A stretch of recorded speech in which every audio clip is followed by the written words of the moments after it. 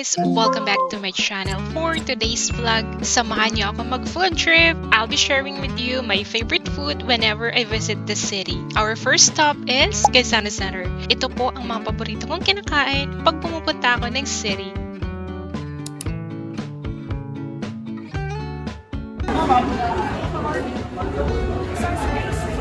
Spicy lagi mo?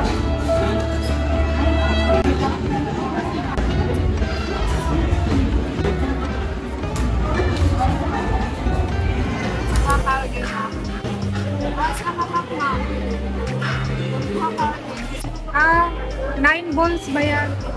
100. Ha? 1.5 to da? Duha na kan ka order na 3 balls. Tabunan ko na ni mo now. Tabunan ko na ni mo now. Ulay spicy, ma'am. Ulay spicy? Bakit? Sige, ang dakan. Regular. Sabi kasi sa burot-burot na nila spicy. Toppings, ma'am. Chicken or Chicken.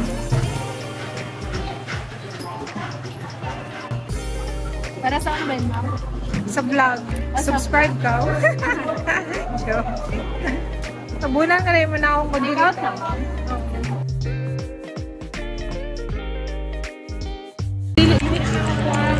Sa vlog. Sa vlog? Sigado ka.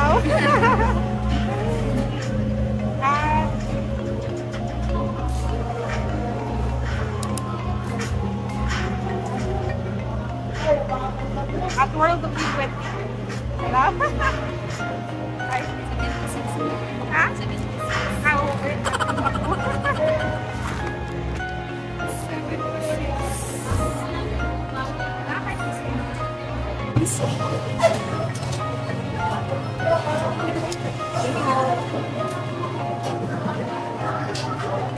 Gusto ka mapili sa vlog, shout out.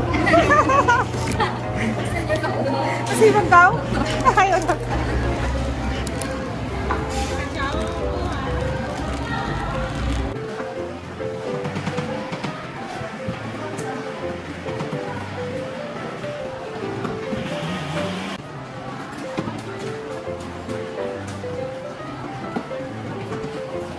Let's try shawarma first. Honestly guys, nung unang tikim ko pa lang sa kanilang shawarma ay hindi ako nasarapan kasi iba po talaga ang lasa niya at medyo nasanay po ako sa isang brand na hindi ko na pangalanan pa.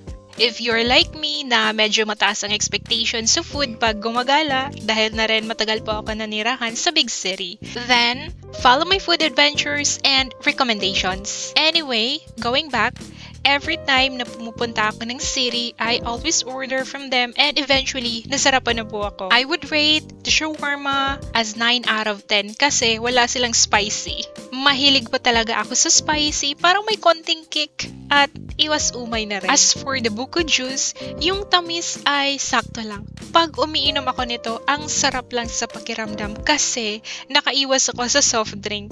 Ang hilig ko po kasi sa soft drinks, yung tipong kada kain ay hindi pwedeng mawala ang soft drinks. At pag mag-snacks, dapat may partner din na soft drink. Grabe, ganun ako kalala uminom guys. So, iwas-iwas muna ako ngayon. Umiinom pa rin naman pero bihira na lang po, like once a week. Goal ko po ay once a month or hindi na talaga iinom pa ng soft drinks. Sana ay makayanan ko.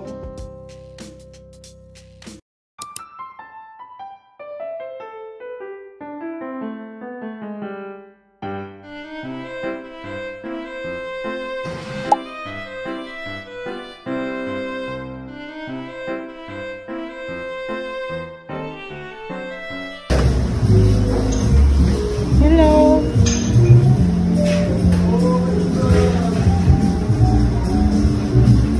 Hi.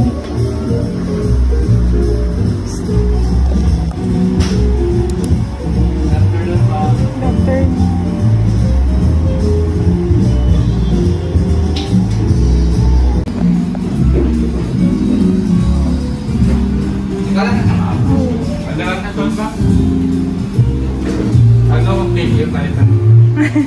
Tanaw na. Napaka sa. Okay.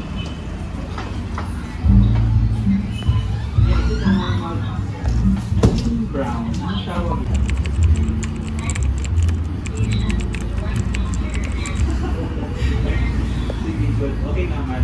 Okay naman for a starter.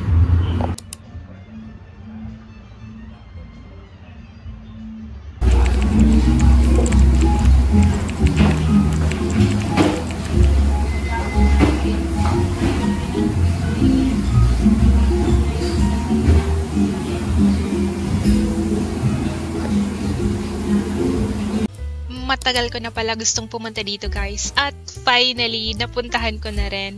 Excuse my outfit as I was not expecting na medyo cozy pala dito. Story time guys. I have been doing my research kung ano yung mga restaurants or cafe dito sa amin at para naman ma-share ko sa inyo. Sobrang nag-improve na talaga yung city namin. Ang dami ng mga new businesses na nagbukas dito. Since mahilig ako bumisita sa mga cafe at restaurants, I am here sharing you the cafe that I discovered. What I ordered was their beef wagyu barbecue at medyong well po ang pagkaluto. I ordered this kasi na-curious ako, sabi kasi sa menu Japanese wagyu. Yung sa gitna na part ng beef ay mapula-pula pa. Masarap naman siya pag mainit pa kainin. Napaka-tender ng beef at may sauce siyang kasama na hindi ko masyadong bet at hindi siya nagko-complement sa beef. Nag-order din pala ako ng avocado shake at isa ito sa mga paborito kong shake pag kumakain ako sa labas. Kung available siya ay order talaga ako. Sakto lang ang pagkatimpla ng shake, hindi masyadong matamis at hindi rin matabang. Perfect lang sa aking panlasa.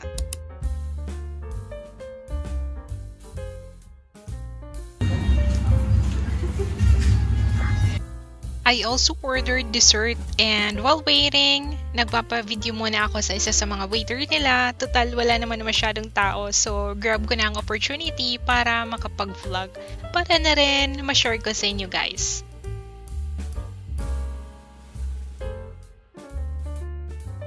Thank you, Jessica. This is my dessert.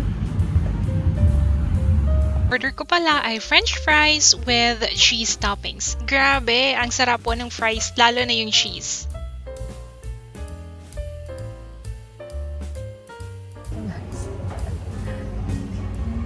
Walang tawa mo siya.